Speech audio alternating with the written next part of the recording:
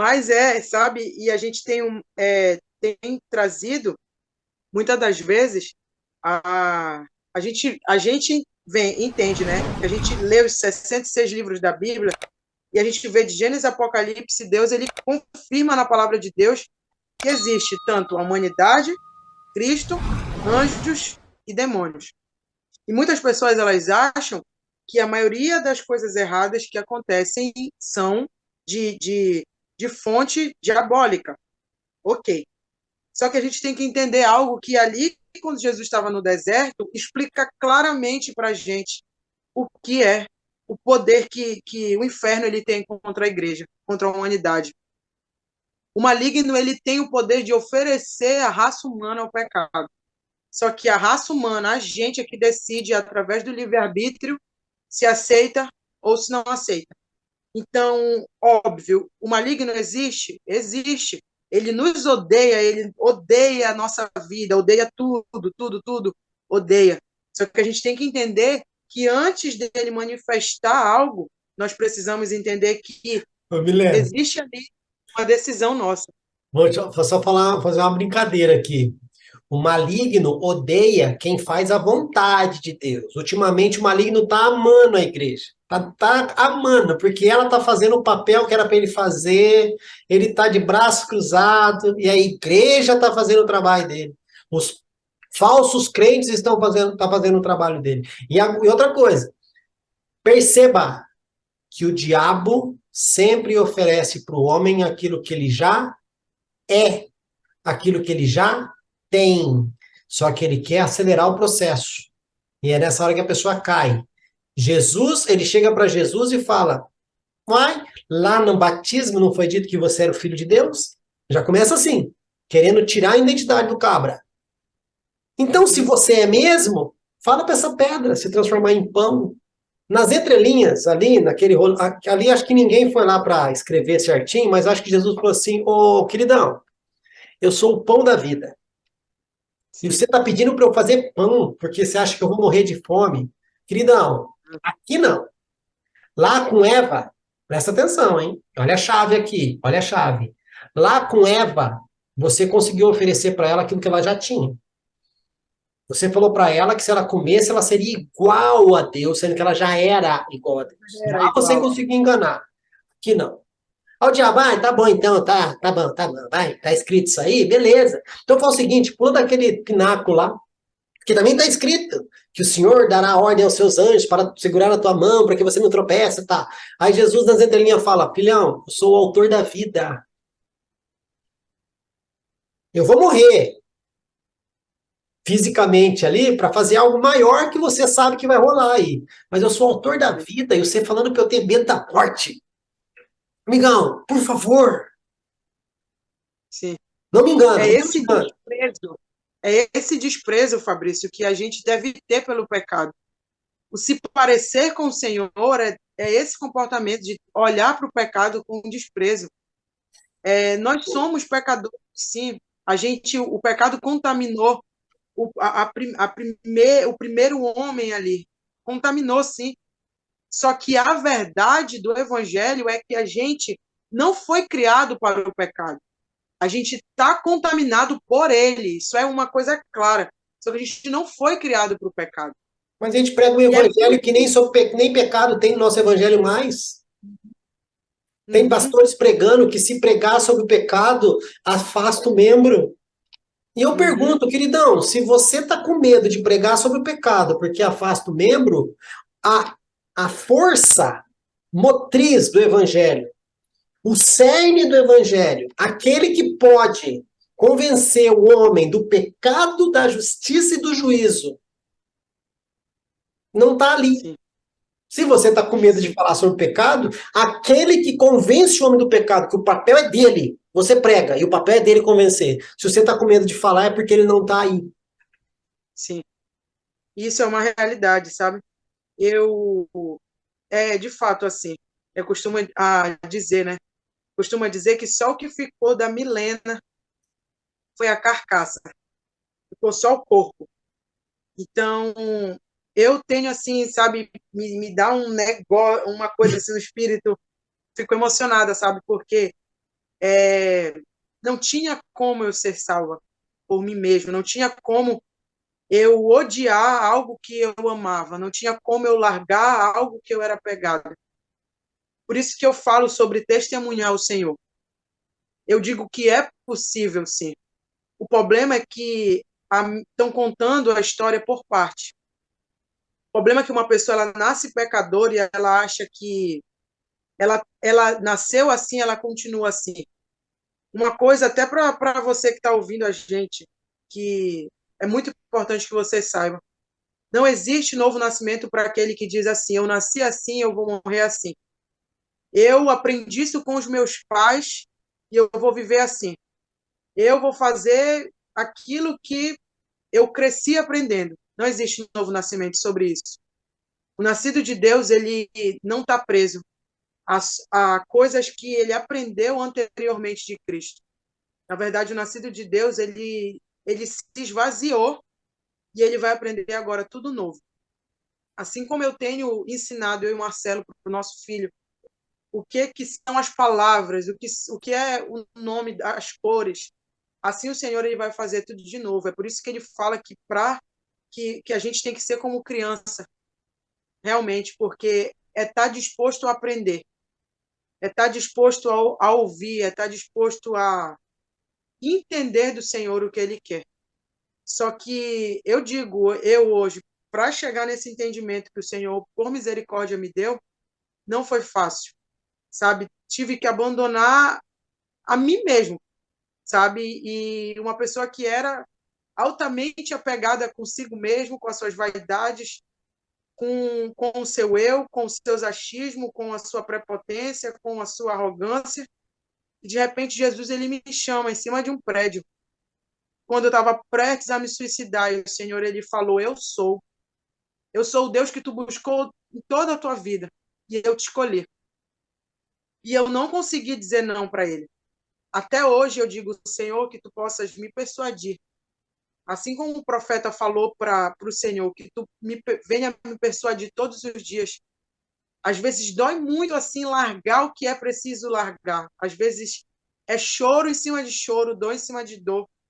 Mas eu vejo que ninguém faria por mim o que o Senhor ele fez. Ninguém salvaria, ninguém me amaria. Ninguém me vê, Fabrício, como Jesus me vê. Ninguém me olha como ele me olha. Então, se eu tenho que estar num lugar, é com ele. Se o lugar que eu nasci para estar, o lugar que eu nasci para viver, para me submeter, é diante do Senhor, sabe? Com uma esposa, com uma noiva mesmo ali, diante dele, sabe? E eu entendo por que aquela mulher chorava hoje aos pés dele, assim. Chorava e ela não queria saber se estava olhando para ela. Ela não queria saber o que os homens ao redor iriam pensar. Ela queria saber de adorar ele ali, sabe? E hoje eu sou muito feliz, cara, muito feliz mesmo de poder sentir isso que eu estou sentindo. E como eu queria que toda a humanidade passasse por isso, sabe? Às vezes a gente olha para o próximo e a gente vê as pessoas cheias de defeito, as pessoas cheias de pecado. E o Senhor fala para mim, Milena, sabe por que eles estão assim? Porque eles ainda estão na primeira versão deles. Eles ainda estão na versão adâmica. Então, Eles não, ainda estão na nasceram, eles só versão. nasceram da água ainda. Eles ainda estão na versão corrompida. É, Mas eu tenho poder para apresentar uma vida nova para eles. sim, Então, faz o que eu te digo, que o resto eu faço, sabe? E é esse evangelho que eu acredito. amém. É isso que eu acredito, sabe? De Milena, verdade. você falando aí, vou usar aqui a frase uma pessoa que está na internet, eu não lembro, não, nem sei o nome da pessoa, tá? Senão daria o crédito aqui, e depois eu vou deixar que você já traga as suas considerações finais para a gente finalizar, que está chegando no final do nosso tempo, e a gente sabe que esse assunto aqui, uma hora não é possível, né? Porque a igreja está aí há mais de muito tempo aí e já se perdeu nessa história do novo nascimento, então não vai ser em uma hora que a Milena e o Fabrício vai conseguir convencer o povo a entender melhor isso, que não é nosso papel, mas a gente está denunciando isso, sim. Tem uma pessoa na internet, num podcast, ele fala assim, eu vou falar algo aqui que vai te escandalizar, mas Deus não aceita ninguém como a pessoa é. Por mais que se pregue tá? Deus não Uhum, aceita ninguém como uma pessoa é. uhum, Porque se Deus. Aí ele fala, mas eu vou explicar. Se Deus aceitasse a pessoa como ela é, não precisaria de sacrifício, não precisaria de santificação, não precisaria de perdão de pecado, não precisaria de justificação, não precisaria de nada disso. Porém, a beleza da graça é que Deus nos recebe como estamos, na esperança de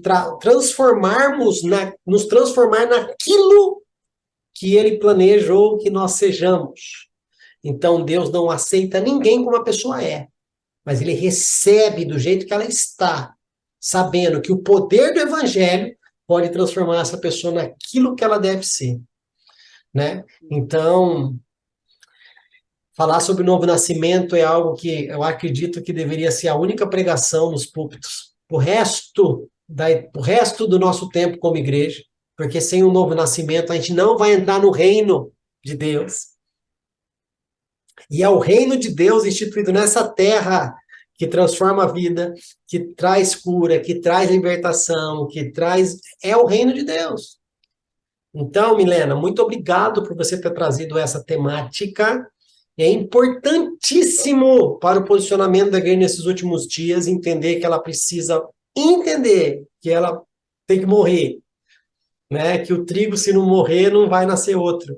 E a igreja, ela se fechou no tal do ostracismo, né? Ela se colocou ela ficou dentro da ostra ali e acha que o reino de Deus é aquilo e acabou. Mas eu acredito que Deus tem levantado vozes proféticas para que a igreja se desperte, né? Então eu queria deixar para você as suas considerações finais e depois a gente se despede.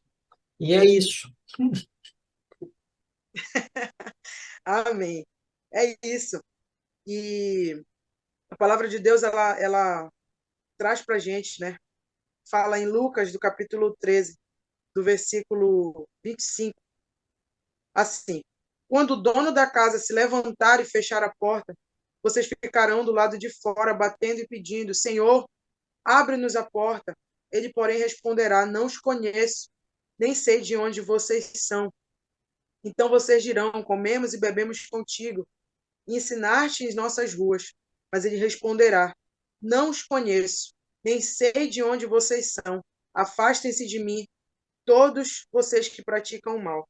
Então, o que eu quero deixar para finalizar aqui é que muitas das vezes as pessoas dizem assim: Deus conhece o meu coração. Isso E é mesmo, uma verdade. e mesmo assim, você não tem medo? É. Isso é uma grande verdade. Deus ele conhece o coração de cada ser humano. Mas a pergunta que eu quero deixar para que você se examine: você conhece o coração de Deus? Você tem se permitido a conhecer o coração de Deus? Tem permitido descobrir o que Deus ele tem para ti antes da fundação do mundo? Não é sobre o que os teus sentimentos estão falando para ti, não é sobre o que as circunstâncias estão falando para ti, não é sobre o que os teus desejos estão falando para ti, não é sobre o que te amaldiçoaram ou o que tu mesmo acha que tu veio fazer na terra. Mas tu já consultastes a Deus verdadeiramente para saber: Deus, o que tu tens para mim? Quem eu sou para o teu reino? Quem eu sou para ti? E eu vejo que o Senhor ele quer fazer isso. A Bíblia fala de nós conhecermos e prosseguirmos em conhecermos a Deus.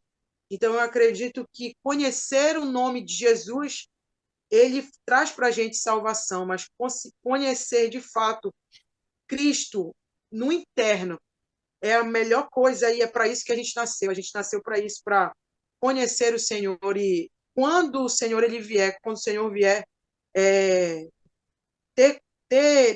casar com a sua igreja, a gente vai passar a eternidade assim, conhecendo o infinito que é o Senhor, conhecendo a eternidade que é Ele mesmo, a eternidade da sabedoria, do amor, de tudo que Ele é. Então, eu acredito que a gente precisa se preparar para esse casamento, precisa se preparar para esse pedido que o Senhor está fazendo. No final das contas, Deus está pedindo para casar com a humanidade, mesmo a humanidade tendo pecado, traído ele está ali. Então, Deus ele quer casar conosco e a gente precisa ter um posicionamento. É isso. Uau. Olha, Muito legal. eu gosto de fazer uma reflexão, porque a gente vê aí que existem várias mitologias, e toda mitologia você pode ver, tem um Deus que é o pai de todos, esse Deus, ele se relacionou com uma humana, e essa humana teve um filho que era meio homem, meio Deus, né? E eu estava assistindo um desenho esses dias, e tem um deles, eu não vou colocar o nome do semideus aqui para não falar, nossa, você está metendo a boca na mitologia tal. Não, não vou falar o nome dele, mas ele era uma situação de filho do deus que é o maioral, com uma humana, beleza, tá? Aí, o que que acontece? Chega no momento que eles estão ali para lutar, tá lutando ele do lado dos deuses e o outro lutando do lado dos homens, porque eles estão ali disputando quem é mais forte, blá blá blá. Blá. Aí no finalzinho, antes desse semideus falecer nessa luta, ele pega, mas ele discorre uma lista de pecado da humanidade que você não tem noção. Nem Gálatas 5 tem tanta coisa que ele falou ali, né? Mas ele descascou a humanidade, mas descascou mesmo. E no finalzinho ali ele abraça o inimigo dele e fala: mas mesmo assim, eu ainda amo a humanidade. Sabe? Então, assim, é o que Jesus fez. Jesus veio sabendo de todo o lixo que estava aqui, e mesmo assim ele falou assim: mas eu morro por esse povo, né? Então, O Milena, mais constrangedor, né? é mais constrangedor ainda, né? Então, eu quero te agradecer, sim, por ter trazido esse tema. Volto a dizer que não tem como aqui em 1 hora, 1 hora e 15 minutos, a gente colocar isso. Não, mas é um despertar sobre o novo nascimento. Algo que precisa voltar a ser pregado no púlpito. Né? Então, muito obrigado por ter trazido isso para a gente. Eu acredito que vai trazer sim um despertamento para as pessoas que estiverem ouvindo e que isso seja apenas uma sementinha para que as outras pessoas preguem sobre isso também, outro pregue sobre isso também, e a gente vai fazendo um efeito dominó, tá bom? Eu quero, em nome do canal, te agradecer imensamente e pedir para que Deus continue usando você e o seu esposo com essa voz profética, crendo ainda no evangelho genuíno, que Deus dê a vocês graça e que você e seu esposo lembre-se, o chamado de vocês é ser alguém em Deus e não aquilo que as pessoas acham que vocês devem fazer. Tá bom, Milena? Muito obrigado de coração. Nós vamos ficando por aqui, mas eu estou muito contente com o que você trouxe e que a igreja entenda que isso é pertinente para o posicionamento dela para esses últimos dias, porque se ela não estiver dentro do reino, vai dar Já era. ruim. Vai dar ruim. Milena, muito obrigado. Deus abençoe. Tchau, tchau. Tchau, tchau.